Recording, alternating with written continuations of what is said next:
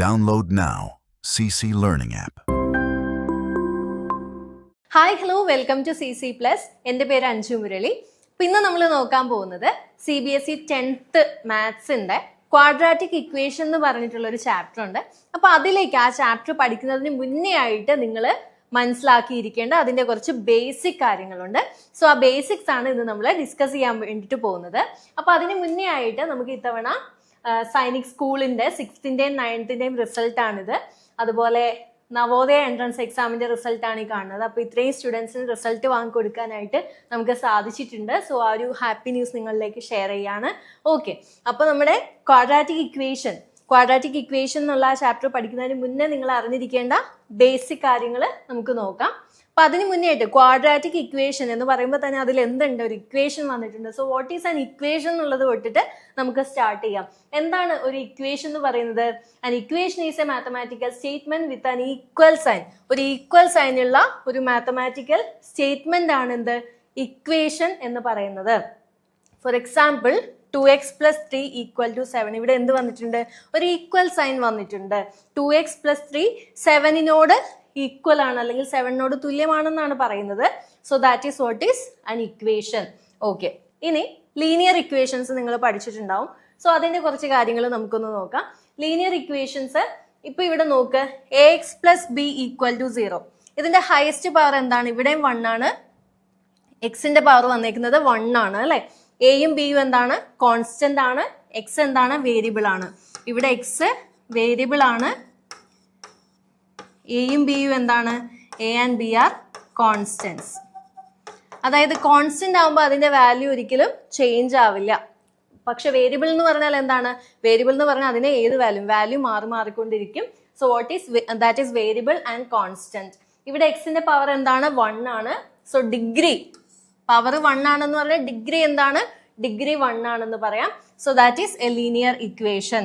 And ഒരു example ആണ് 3x plus 5 equal to 0. ഇവിടെ നോക്കിയാൽ എക്സ് ഇസ് എ വേരിയബിൾ. എക്സിന് നമുക്ക് എന്ത് വാല്യൂ വേണമെങ്കിലും കൊടുക്കാൻ വേണ്ടിയിട്ട് പറ്റും.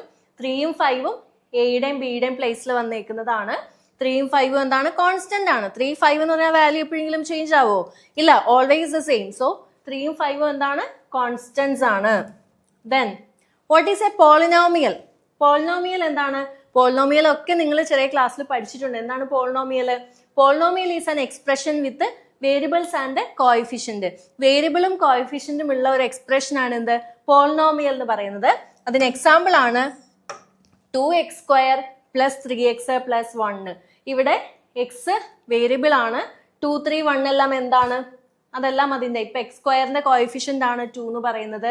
എക്സിന്റെ കോഎഫിഷ്യന്റ് ആണ് 3 എന്ന് പറയുന്നത്. ആൻഡ് കോൺസ്റ്റന്റ് ആണ് 1 എന്ന് പറയുന്നത്. ഓക്കെ, അപ്പൊ this is A polynomial. Okay, ഇനി ഏതൊക്കെ ടൈപ്പ് പോളിനോമിയൽ ആണുള്ളത്? ഡിഗ്രി 1 ആയിട്ടുള്ളത്, ഹയസ്റ്റ് പവർ 1 ആണെന്നുണ്ടെങ്കിൽ ഡിഗ്രി 1 ആണെന്ന് പറയാം. ഡിഗ്രി 1 ആണെങ്കിൽ ലീനിയർ എന്ന് പറയും. ഡിഗ്രി 2 ആണെങ്കിലാണ് ക്വാഡ്രാറ്റിക് എന്ന് പറയാം. ഡിഗ്രി 3 ആണെങ്കിലാണ് ക്യൂബിക് എന്ന് പറയുന്നത്. അപ്പൊ നമുക്കിവിടെ പഠിക്കാനുള്ളത്, ഈ ചാപ്റ്ററിൽ പഠിക്കാനുള്ളത് ഡിഗ്രി 2 ആയിട്ടുള്ള പോളിനോമിയൽ ആണ്. ഡിഗ്രി 2 ആയിട്ടുള്ള പോളിനോമിയലിനെ നമ്മൾ എന്ത് പറയും? ക്വാഡ്രാറ്റിക് എന്ന് പറയും. ക്വാഡ്രാറ്റിക്. സോ ക്വാഡ്രാറ്റിക് ഇക്വേഷനിൽ ഡിഗ്രി എന്താണ്? ഡിഗ്രി 2 ആണ്. ഓക്കെ, അതാണ് നമ്മൾ ഈ ചാപ്റ്ററിൽ മുഴുവനും പഠിക്കുന്നത്. So degree of a polynomial, highest power of the variable is called a degree. ഒരു വേരിയബിളിന്റെ ഹയസ്റ്റ് പവർ എന്താണോ ദാറ്റ് ഈസ് ഡിഗ്രി. ഇപ്പൊ x² plus 3x plus 1 നോക്ക്, ഹയസ്റ്റ് പവർ എന്താണ്? ഇവിടെ എക്സിന്റെ പവർ 1 ആണ്. ഇവിടെ കോൺസ്റ്റന്റ് ആണ്, വേരിയബിൾ ഒന്നുമില്ല. ഇവിടെ പവർ 2 ആണ്. സോ ഹയസ്റ്റ് പവർ ഇവിടെ എന്താണ്? 2 ആണ്. സോ ഡിഗ്രി എന്താണ്? ഡിഗ്രി 2 ആണ് നമുക്ക് പറയാം. So this is A quadratic equation because degree എന്താണ്? ഡിഗ്രി 2 ആണ്. ഓക്കെ, നമുക്ക് അടുത്തത് നോക്കാം. Basic algebraic identities.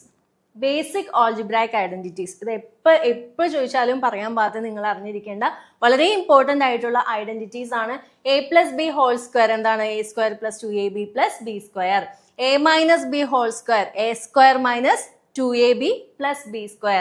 a² - b² എന്താണ്? a+b into a-b. ഇത് അറിയില്ല എന്ന് ഒരിക്കലും ഒരു 10th സ്റ്റുഡന്റ് പറയാൻ പാടില്ല. അത്രയും ഇമ്പോർട്ടന്റ് ആയിട്ടുള്ള ബേസിക് ആയിട്ടുള്ള ഓൾജിബ്രായിക് ഐഡന്റിറ്റീസ് ആണ് ഇത് 3 അത്രയും ഇമ്പോർട്ടന്റ് ആണ്. സോ എല്ലാവരും അറിയാത്തവര് പഠിച്ചു വെക്കുക. ദെൻ ഫാക്ടറൈസേഷൻ നമ്മൾ പഠിച്ചിട്ടുണ്ട്. അതിന്റെ ബേസിക് നമുക്കൊന്ന് നോക്കാം.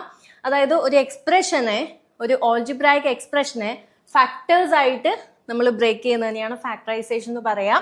ഫോർ എക്സാമ്പിൾ x² + 5x + 6 എടുത്തിട്ടുണ്ടെങ്കിൽ നമുക്ക് അതിനെ എങ്ങനെ എഴുതാം?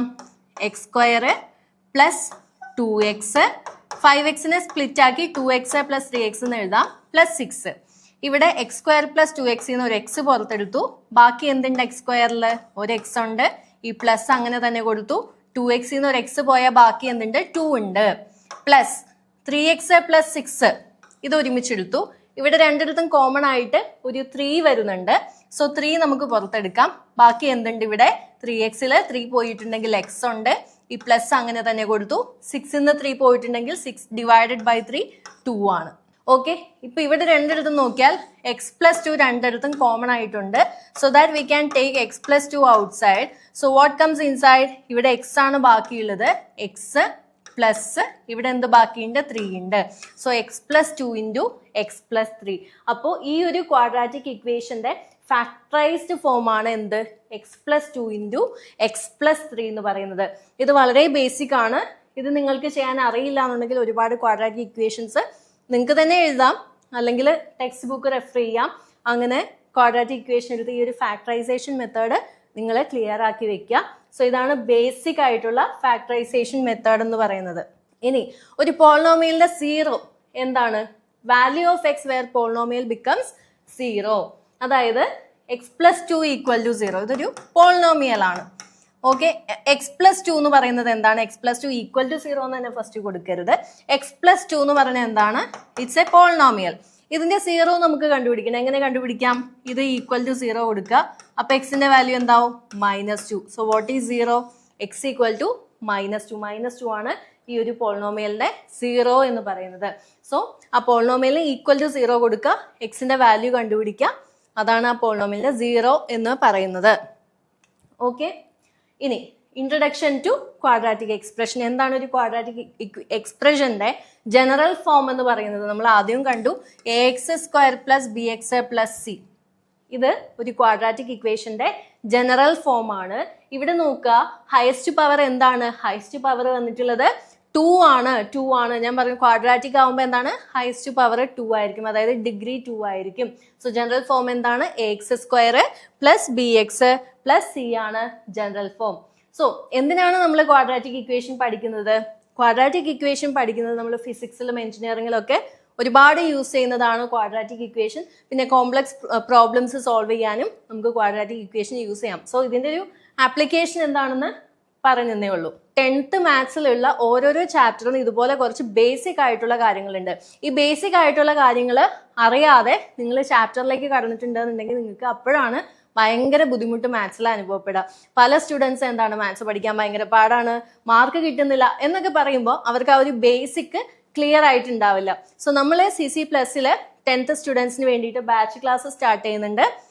അപ്പൊ നമ്മൾ ഇതുപോലെ ബേസിക് ഓരോ ചാപ്റ്ററിന്റെയും ബേസിക് കുട്ടികളെ പഠിപ്പിച്ച് ബേസിക് തരോ ആക്കിയതിന് ശേഷമാണ് ചാപ്റ്ററിലേക്ക് കിടക്കുന്നത്. അപ്പൊ നിങ്ങൾക്കും നമ്മളുടെ കൂടെ ക്ലാസ്സിൽ ജോയിൻ ചെയ്യാവുന്നതാണ്. 9496949929 എന്നുള്ള നമ്പറിൽ കോൺടാക്ട് ചെയ്യാം. ഓക്കെ, അപ്പൊ എല്ലാവർക്കും ഇന്നത്തെ ഒരു ക്ലാസ് യൂസ്ഫുൾ ആയെന്ന് വിചാരിക്കുന്നു. അപ്പൊ മറ്റൊരു വീഡിയോയിൽ കാണാം. Thank you.